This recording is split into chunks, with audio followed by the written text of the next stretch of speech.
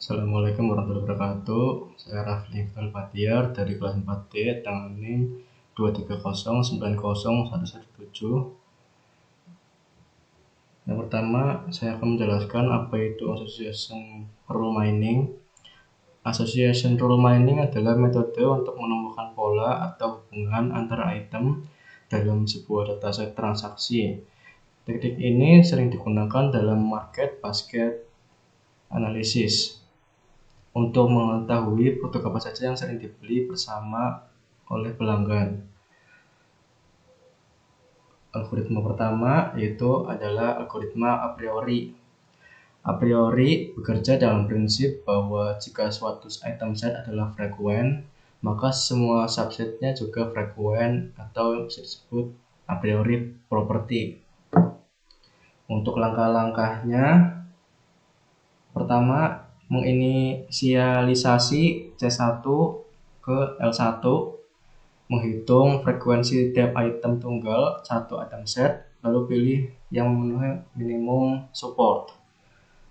Yang kedua, membentuk kombinasi item dari dataset yang lolos sebelumnya, LK1 ke CK, lalu hitung supportnya.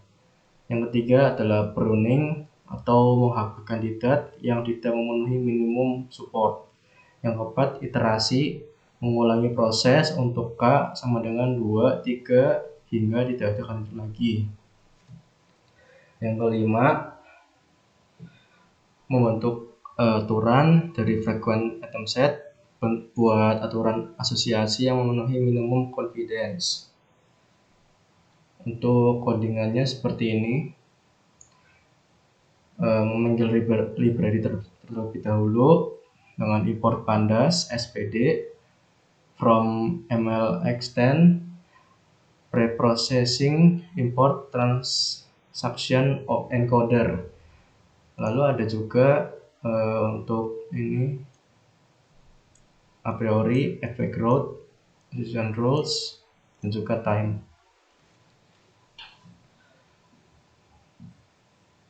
Ini untuk memanggil datasetnya df sama pdread csv filepath. Lalu ini untuk menghapus data yang kosong. Lalu ini untuk algoritma a priorinya. Dapat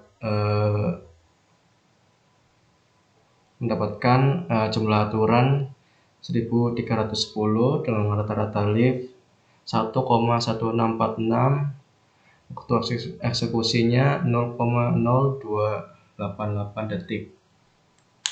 Itu untuk a priori.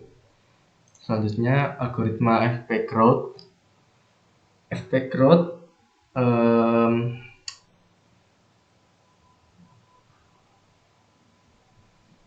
mencari frekuen item sets, kombinasi item yang sering muncul bersama tanpa membuat kandidat kombinasi seperti di a priori, yang untuk kemudian menghasilkan aturan asosiasi. Untuk langkah-langkahnya, pertama scan 1, menghitung frekuensi, hitung support item tunggal dan urutkan berdasarkan frekuensi. Lalu yang kedua, membentuk FP3. Setiap transaksi diubah ke dalam urutan item frekuen. Lalu transaksi dimasukkan ke pohon berbagi node jika ada awal yang sama. Yang ketiga, recursive mining. Untuk setiap item bentuk kondisional pattern base, subpola terkait item tersebut. Buat kondisional FP3 lalu ulangi proses.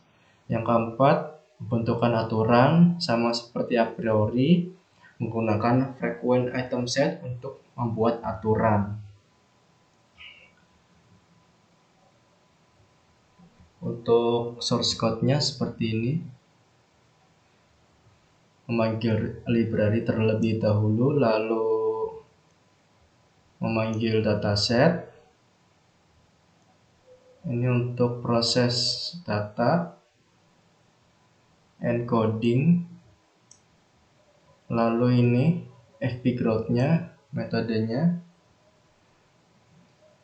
dan akan dihasilkan jumlah aturan 1310 dengan rata-rata lift 1,1646 dengan waktu eksekusi 1,5215 detik. Dan ini untuk top 5 rules dari FP growth berdasarkan lift, yaitu untuk nilai paling tinggi ada di lift 1,834559, yaitu untuk apel dan sereal. Untuk konsekuensinya itu bir. Lalu begitu pula dengan seterusnya. Untuk kesimpulannya yaitu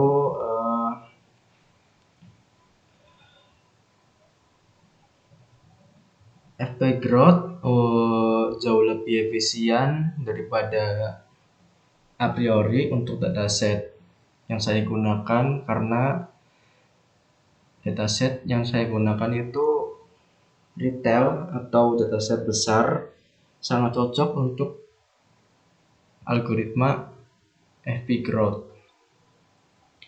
Berikut untuk sekian penjelasan dari saya, jika ada salah mohon maaf.